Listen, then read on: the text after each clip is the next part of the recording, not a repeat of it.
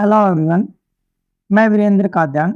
हम लोग आज टॉपिक करेंगे insolation. Insolation means incoming solar radiation और इनकमिंग सोलर एनर्जी।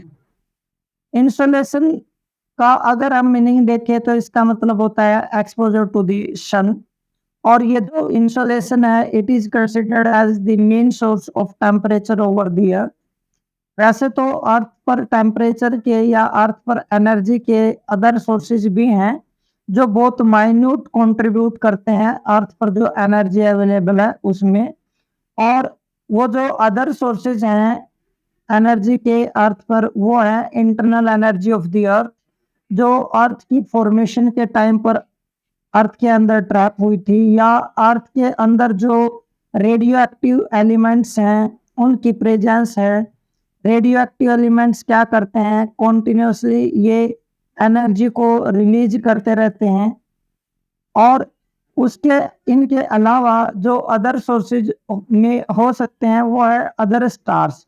जो सन है वो भी एक स्टार है, लेकिन सन के अलावा जो अदर स्टार्स हैं वो भी कुछ एनर्जी अर्थ की तरफ लगातार ट्रांसमिट करते हैं या ट्रांसफर करते हैं। पर ये जो सन है ये मेन सोर्स है अर्थ पर एनर्जी का। एक्सेप्ट सन अदर सोर्सेज का जो एनर्जी में कंट्रीब्यूशन है वो बहुत माइन्यूट है, इसलिए उसके कंट्रीब्यूशन को हम नेग्लिजिबल कंसिडर करते हैं और ये कहते हैं कि main source of energy over the earth surface is this sun. ये जो इंसोलेशन है अर्थ पर ये एटमॉस्फेयर से अर्थ सरफेस तक ट्रांसफर होता है। इसका मतलब है जो सोलर रेडिएशंस हैं they strike first at the top of the atmosphere.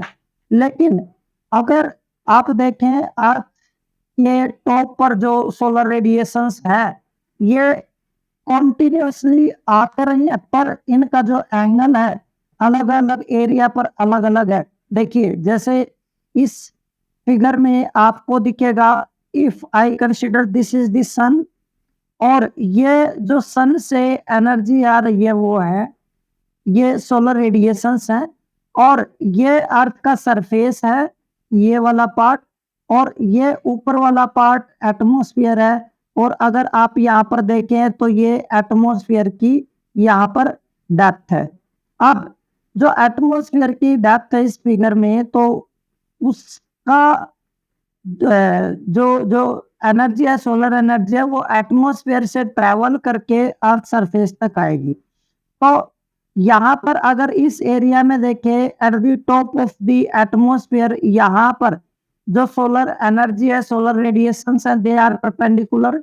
अगर आप यहाँ से इस साइड जाओ टुवर्ड्स पोल्स अगर मूव करें, क्योंकि ये इक्वेटर है यहाँ पर आप देख पा रहे होंगे, अगर यहाँ से हम टुवर्ड्स पोल्स मूव करते हैं तो क्या होता है ये जो सोलर रेडिएशंस है ना ये ऑब्लिक होती चली जाती हैं टुवर्ड्स द पोल्स। इसका मतलब है मैं ये कह सकता हूँ कि जो इंसोलेशन है mostly it is received obliquely eight the top of the atmosphere.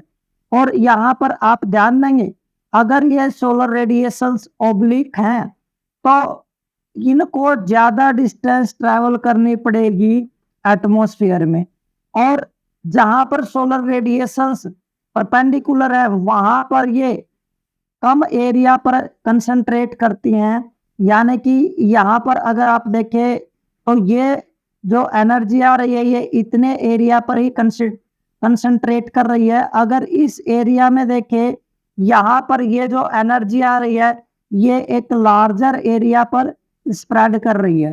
तो eight the top of the atmosphere अगर आप इस चीज को ऑब्जर्व कर रहे हो इस एरिया में एनर्जी ज्यादा रिसीव होगी और इस एरिया में एनर्जी कम रिसीव होगी। और मैं बात कर रहा हूं per unit area. Unit area में एनर्जी रिसेप्शन रेट यहाँ ज्यादा है और इस एरिया में कम है। तो अगर इन चीजों को हम देखते हैं तो हम ये कंक्लूड कर सकते हैं कि मोस्ट ऑफ द अर्थ और most of the atmosphere receives insolation obliquely. लेकिन एटमॉस्फेयर का एक लिमिटेड पार्ट है जहां पर जो इंसोलेशन है वो परपेंडिकुलर है, और जहां पर इंसोलेशन परपेंडिकुलर है वहां पर ऑब्जर्व किया गया है कि 1.94 कैलोरी एनर्जी आती है 1 सेंटीमीटर के स्क्वायर पर 1 सेंटीमीटर स्क्वायर के एरिया पर 1 मिनट में। इसका मतलब है ये एनर्जी का ट्रांसफर रेट है जब सोलर रेडिएशंस परपेंडिकुलर होंगी। और अब ध्यान से सुनिएगा, ये जो एनर्जी का ट्रांसफर रेट है ये through out the year same रहेगा, कांस्टेंट रहेगा, इसलिए इस ट्रांसफर रेट को सोलर कांस्टेंट कहा जाता है। अब आपसे पूछा जा सकता है कि जो सोलर कांस्टेंट है it is calculated everywhere at the top of the atmosphere या it is calculated anywhere at the top of the atmosphere. नहीं, ऐसी बात नहीं है कि ये कहीं पर भी कैलकुलेट किया जा सकता है। अगर देखा जाए तो ये एटमॉस्फेयर के टॉप पर वहां कैलकुलेट किया जाएगा जहां पर सोलर रेडिएशंस कांस्टेंट होंगी। अब जो सोलर कांस्टेंट है उसकी वैल्यू भी आपको ध्यान रखनी है। अब जो सोलर कांस्टेंट है इसकी जो मेजरमेंट है वो जनरली कैलोरी पर centimetre square area in a minute होती है। और अगर मैं ये कहूँ कि 1 कैलोरी 1 सेंटीमीटर स्क्वायर पर 1 मिनट में एनर्जी रिसीव हो रही है तो इसको बोला जाता है एक लैंगले। और ये जो सोलर कांस्टेंट की वैल्यू है ये अराउंड 2 लैंगले है। कहीं कहीं आप देखेंगे कि जो सोलर कांस्टेंट है इसकी जो वैल्यू है वो ग्राम कैलोरी पर सेंटीमीटर स्क्वायर पर मिनट भी दी जा सकती है। तो ये एक्चुअली एक लैंगले का जो वैल्यू है वो होता है 1 ग्राम कैलोरी पर सेंटीमीटर स्क्वायर पर मिनट।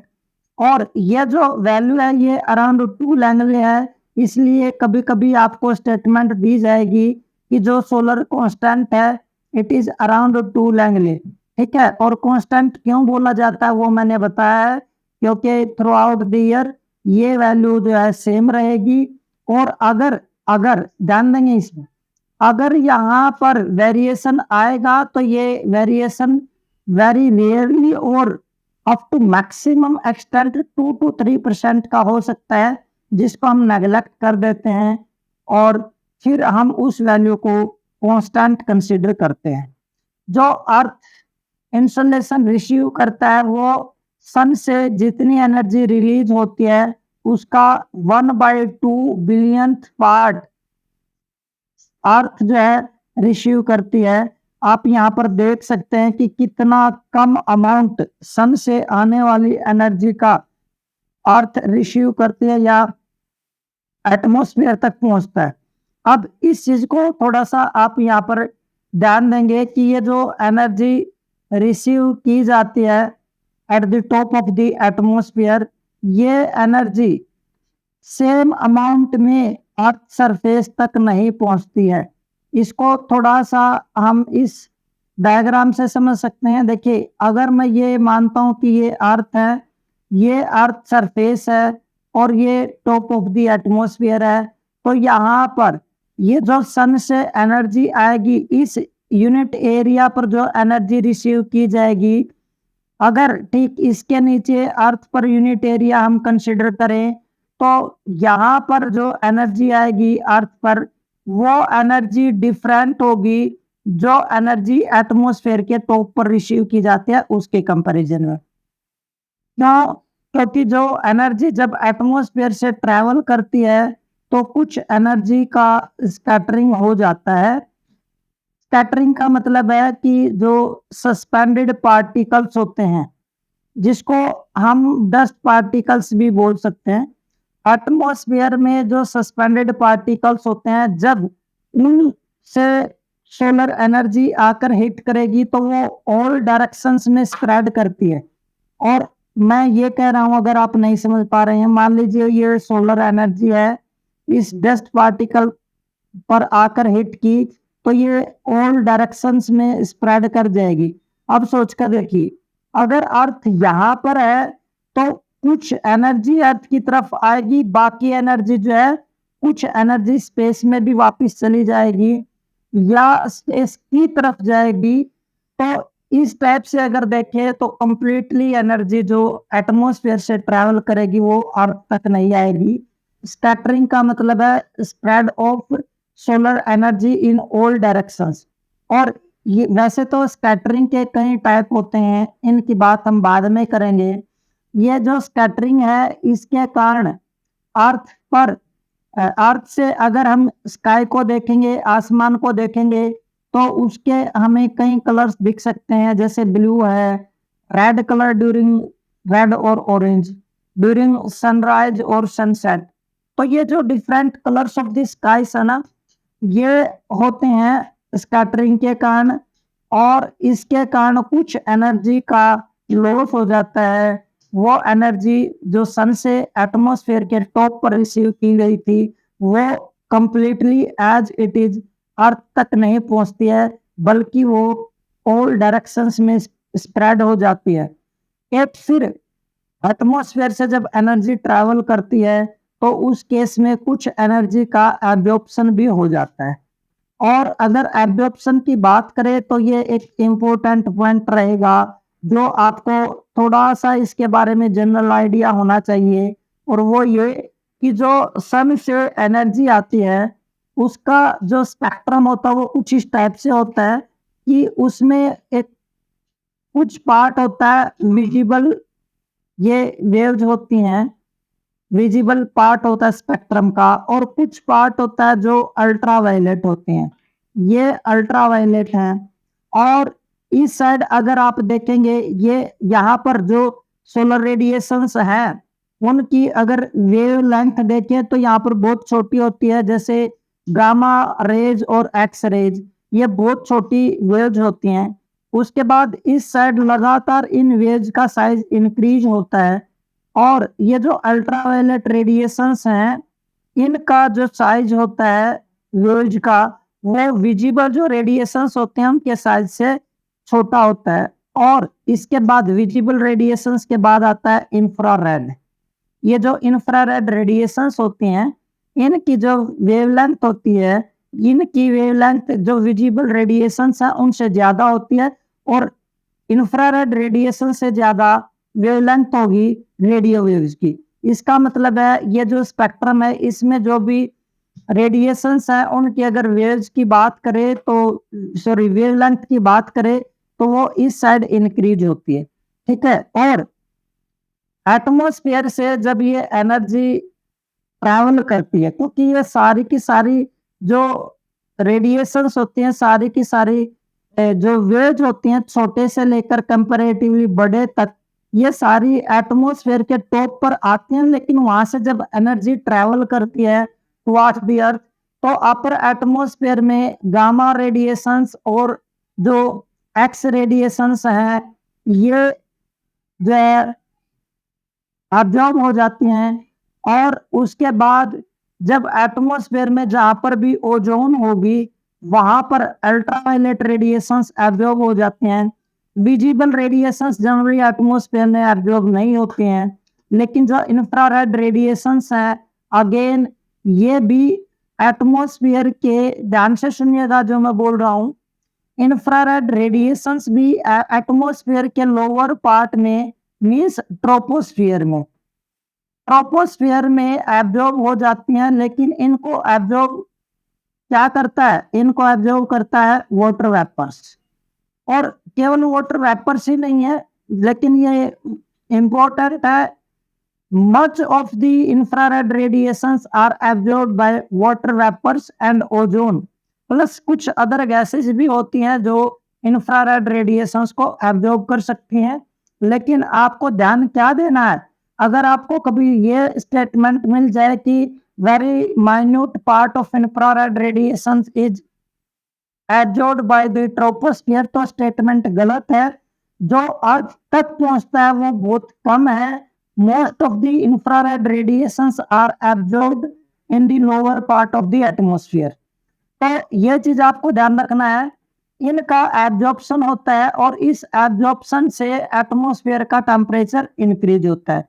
लेकिन जब ये एनर्जी ट्रैवल कर रही है एटमॉस्फेयर से, तो उस टाइम पर इंसोलेशन का जो लॉस होगा वो केवल और केवल स्कैटरिंग एंड एब्जॉर्प्शन से ही नहीं होता है, बल्कि कुछ जो इंसोलेशन है, जो सोलर एनर्जी है, वो एल्बिडो के कारण भी अर्थ सरफेस तक नहीं आएगी, या अगर अर्थ सरफेस तक कुछ एनर्जी पहुंची तो उसका एब्जॉर्प्शन नहीं होगा, एल्बिडो उसको वापस स्पेस में भेज देगा।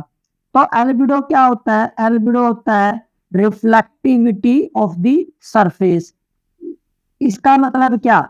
इसका मतलब ये है कि एल्बिडो किसी भी सरफेस की जो रिफ्लेक्टिंग कैपेबिलिटी है उसको बताएगा कि how much energy is reflected to the space by the surface. तो एल्बिडो में आप इसको ऐसा समझ सकते हैं जैसे यहाँ से कोई एनर्जी आ रही है, ये किसी भी सरफेस पर जाकर हिट करेगी और वहां से ये एनर्जी जो है रिफ्लेक्ट हो जाएगी और ये एनर्जी जो है वापिस स्पेस में चली जाएगी, उसको एल्बिडो बोलते हैं। तो एटमॉस्फेयर में वाटर वेपर्स और बेसिकली आप बोल सकते हैं कि जो क्लाउड्स हैं, they are most important component of the atmosphere that contributes to highest amount of albedo. और क्लाउड्स जितना ज्यादा डार्कर होगा उतना ही ज्यादा उसका एल्बिडो होगा। और कभी कभी आपको स्टेटमेंट मिलती है कि जो क्लाउड्स है they absorb short wave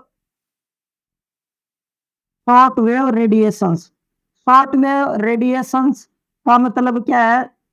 short wave radiations है जो इंसोलेशन है वो, या शॉर्ट वेव रेडिएशन है जो सन एनर्जी है वो। अब अगर मैं ये कह रहा हूं कि जो क्लाउड्स हैं ये शॉर्ट वेव रेडिएशंस को रिफ्लेक्ट करते हैं, तो वो एल्बिडो ही है, रिफ्लेक्शन एल्बिडो ही है। या अगर आपको ये दे दिया जाए कि जो क्लाउड्स हैं they absorb some short wave radiations या सोलर एनर्जी, तो ये स्टेटमेंट दोनों सही रहेंगी कि जो क्लाउड्स है they can absorb solar energy और जो क्लाउड्स हैं they can reflect solar energy. तो दोनों स्टेटमेंट सही रहेंगी। इसका मतलब है सोलर एनर्जी क्या? शॉर्ट वेव रेडिएशंस या इंसोलेशन। तो शॉर्ट वेव रेडिएशंस को क्लाउड्स एब्जॉर्ब भी करते हैं और रिफ्लेक्ट भी करते हैं। पर अगर आपसे कभी कंपैरिजन पूछा जाए कि जो एब्जॉर्प्शन है वो ज्यादा इंपॉर्टेंट है या जो एल्बिडो है रिफ्लेक्शन है वो ज्यादा इंपॉर्टेंट है, तो यहाँ पर ध्यान देने वाली बात यह है कि जो क्लाउड्स हैं they contribute more to the albedo और रिफ्लेक्शन देन द एब्जॉर्प्शन। मुझे लगता है कि आपको मेरी बात समझ में आई होगी कि एब्जॉर्प्शन की बजाय जो रिफ्लेक्शन है, जो एल्बिडो है, क्लाउड्स वो ज्यादा करते हैं अगर हम बात करें शॉर्ट वेव रेडिएशंस के कॉन्टेक्स्ट में। अब अगर आप जो ये इंसोलेशन है, जो ये शॉर्ट वेव रेडिएशंस हैं, अगर इनके नेचर की बात करें तो ये इलेक्ट्रोमैग्नेटिक वेव्स होती हैं। और इलेक्ट्रोमैग्नेटिक वेव्स का मतलब क्या है? इलेक्ट्रोमैग्नेटिक वेव्स का मतलब है कि जो रेडिएशंस हैं इनमें इलेक्ट्रिक एंड मैग्नेटिक दोनों प्रॉपर्टी होती हैं। ये आपको ध्यान रखना है, कभी कभी आपको स्टेटमेंट दे दी जाएगी कि जो शॉर्ट वेव सोलर रेडिएशंस हैं they are electromagnetic in nature. तो आपको ध्यान रखना है कि दोनों प्रॉपर्टी होती हैं, या कभी कभी दे दिया जाएगा कि they don't have electric nature या electric character but magnetic character. तो इस चीज को थोड़ा सा ध्यान रखेंगे कि दोनों कैरेक्टर जो है इंसोलेशन में जो भी सोलर एनर्जी आती है उसमें होते हैं। अब अगर इंसोलेशन की बात करें तो जो इंसोलेशन है ये अर्थ पर यूनिफॉर्मली डिस्ट्रीब्यूटेड नहीं है।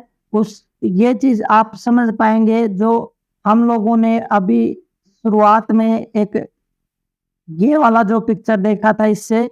कि यहाँ पर अगर आप देख रहे हैं सोलर एनर्जी जो है वो परपेंडिकुलर है, इस साइड जाएंगे तो सोलर एनर्जी कम होती चली जाएगी। यहाँ पर जो भी इस एरिया में एनर्जी आ रही होगी वो लिमिटेड एरिया पर कंसंट्रेट कर रही है। यहाँ पर जो एनर्जी आ रही है वो वाइडर एरिया पर स्प्रेड हो रही है। और अगर अर्थ पर इंसोलेशन की बात करें अर्थ सरफेस पर, तो आप यहाँ पर देख सकते हैं, ये देखिए सेम विड्थ ऑफ रेडिएशंस या same spectrum of the solar energy limited area पर यहाँ पर स्प्रेड करेगा, यहाँ पर देखिए एक वाइडर एरिया पर स्प्रेड करेगा। इसलिए अर्थ सरफेस की बात करें या eight the top of the atmosphere की बात करें, जो अमाउंट ऑफ इंसोलेशन है वो डिफरेंट रहेगी। और ये केवल और केवल ये जो एंगल ऑफ इंक्लिनेशन है या एंगल ऑफ इंसिडेंस है जो सोलर रेडिएशंस का है, केवल यही एक मात्र या ओनली फैक्टर नहीं है जो इंसोलेशन के डिस्ट्रीब्यूशन को अफेक्ट करेगा। इसका मतलब है there are number of factors, और उन फैक्टर्स की हम बात करेंगे नेक्स्ट वीडियो में कि वो कौन कौन से फैक्टर्स हैं जो इंसोलेशन डिस्ट्रीब्यूशन को कंट्रोल करेंगे at the surface of the earth. और इस वीडियो में जो मैंने अब तक एक्सप्लेन किया है, मैंने सारे वो पॉइंट्स कंसिडर किए हैं जो एग्जाम में पूछे जा सकते हैं। जो स्टेटमेंट बेस्ड भी यहाँ से कुछ चीजें हो सकती हैं, या एक दो यहाँ पर फैक्ट है वो भी आपको ध्यान रखना पड़ेगा, बार बार पूछा जाता है। तो ये चीजें थी इंसोलेशन का जो बेसिक है उसके रिगार्डिंग। नेक्स्ट वीडियो में मैं आपको फैक्टर्स के बारे में बताऊंगा। अगर इस वीडियो को देखकर आपके माइंड में कोई भी डाउट आता है तो वो डाउट आप कमेंट्स में पूछ सकते हैं, मैं जरूर रिप्लाई करूंगा। अगर वीडियो अच्छा लगा तो भी कमेंट कर सकते हैं। अगर आपको लगता है कि कोई चीज मैंने यहाँ पर मिस की है तो भी आप कमेंट कर सकते हैं। तब तक के लिए बाय बाय, टेक केयर।